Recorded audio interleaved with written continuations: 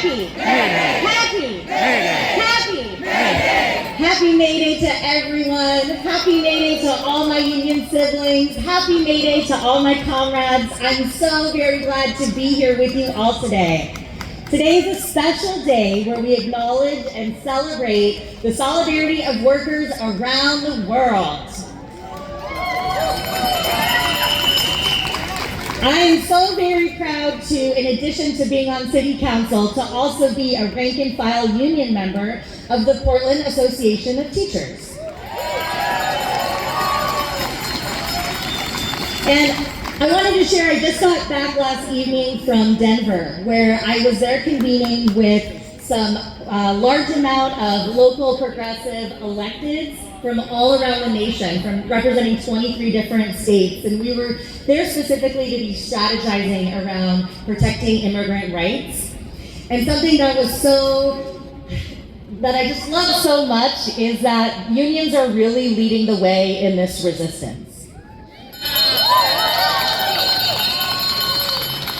Unions are leading the way to resist all the acts of violence and oppression impacting our workers, including those of us who are immigrants, refugees, or asylees.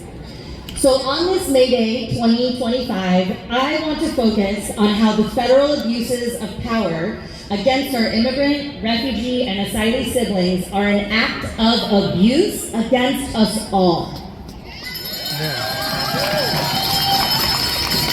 Listen to some of the affirmations from the AFL-CIO. Immigration is a workers' issue. Unless you and your people are indigenous or part of the stolen African diaspora, we are all immigrants to this country. Immigrants are vital members of our workforce and unions. Immigrants pay taxes on which federal, state, and local budgets rely and support the social safety net for all of us, often without receiving access to that safety net. The cost of mass deportation, in addition to being morally wrong, drains resources from other key labor priorities, such as safety and enforcement of labor laws. So listen to this. According to the Economic Policy Institute, $30.2 billion is spent on ICE and immigrant enforcement. Is that okay?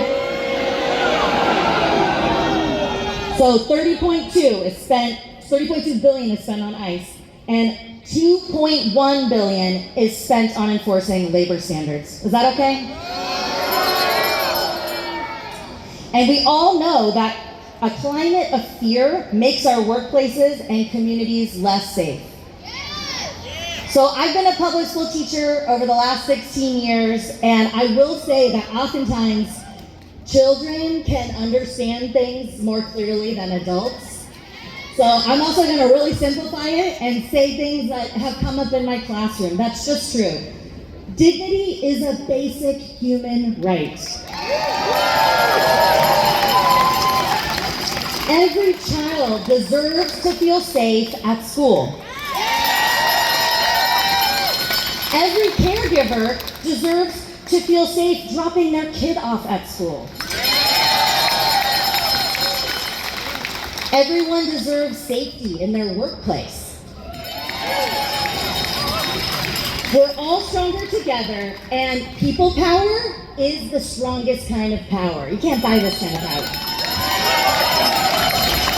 So what can we do to honor all of this and all May Days past and future? I have a few things for you. One, keep educating yourself and others so that we understand the true nature of anti-immigrant rhetoric, fear-mongering, and immoral, illegal deportations. The real threat to workers is corporate greed, not immigrants.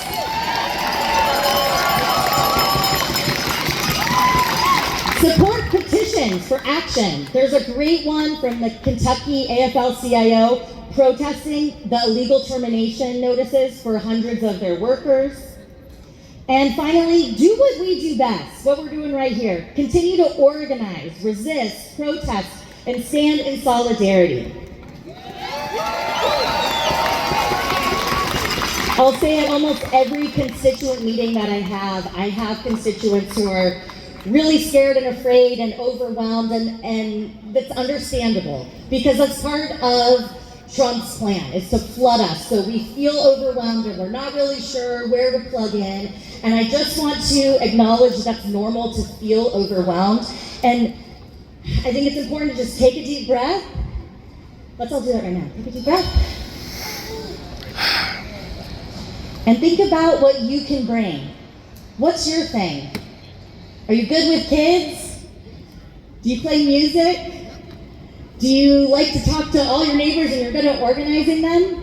Pick your thing and dig in. We can't all do every single little thing, but we can all pick our different things and it will make a difference.